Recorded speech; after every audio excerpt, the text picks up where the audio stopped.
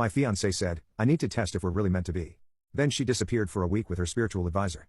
I didn't chase her, I just sent wedding cancellation notices to all the guests. She found out when her maid of honor called, asking why the venue was available again. Part 1. I, 33, male, was reviewing the seating chart for our wedding when Sienna, 30, dropped the bomb. 2 months until the big day, everything paid for, 150 guests confirmed. Sienna, babe, I need to talk to you about something important. Looking up from the chart, she asked, what's up? I've been having these doubts. Not about you, just about life, the universe, everything. Okay. Pre-wedding jitters are normal. It's more than that. Krishna says, I need to align my chakras before making such a huge commitment.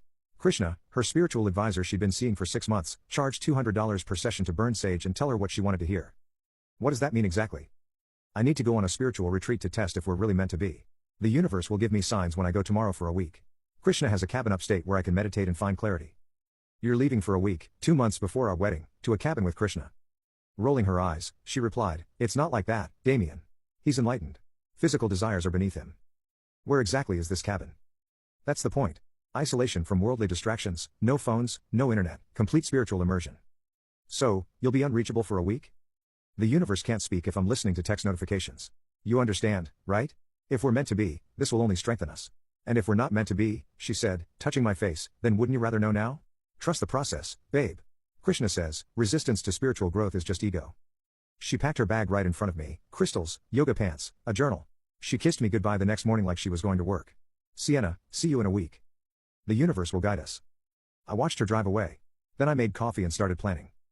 First, I called our wedding venue. Hi, this is Damien Porter. I need to cancel the Porter Hoffman wedding on June 15th.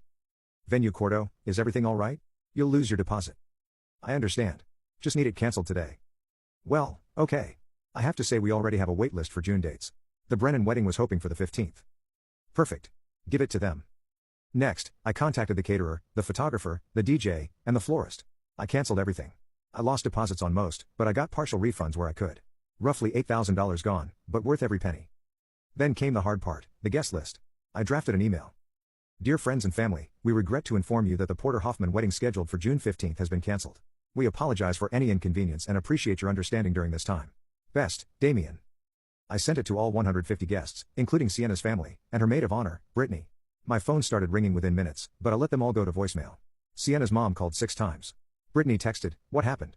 Sienna isn't answering. Is she okay? Me? She's on a spiritual retreat with Krishna. No phones for a week. She what? And you canceled the wedding? She went to test if we're meant to be. I got my answer. OMG, Krishna? That creepy guy who's always staring at her chest during meditation? The spiritually enlightened one? Yeah, Damien, I'm so sorry. I told her he was sketchy. Want me to come over? I'm good. Just processing. I spent the week methodically untangling our life. We'd lived together for 2 years in my condo. I started boxing her things, canceled joint streaming accounts, removed her as my emergency contact, and changed my beneficiaries. I was calm, systematic, and thorough. Her sister, Marley, called on day 3. Marley. Damien, what's going on? Mom's freaking out. Me? Ask Sienna when she gets back from her spiritual journey. This is insane. You can't just cancel a wedding. Me? She can't just disappear for a week with another man to test our relationship. It's not. Krishna is just her advisor. Cool. Hope she finds what she's looking for.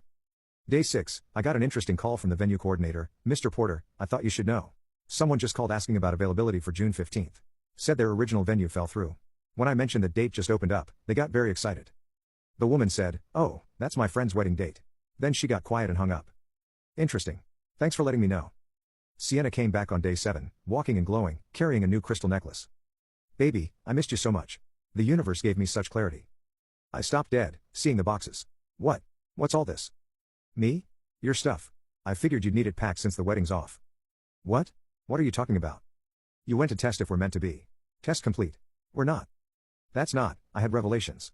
We are meant to be. The universe confirmed it. The universe must have been busy. I already canceled everything and notified the guests. Her face went white. Her phone started buzzing immediately. Brittany was calling. Answering. Britt, what? What do you mean the venue's available? I watched her piece it together. The venue was booked. Now it wasn't because I'd canceled. The reality hit. You actually canceled our wedding, the vendors, everything? Me? Monday morning, I gave someone else our June 15th slot. Hope they're meant to be. Like, you can click on share more to see if there is a part 2.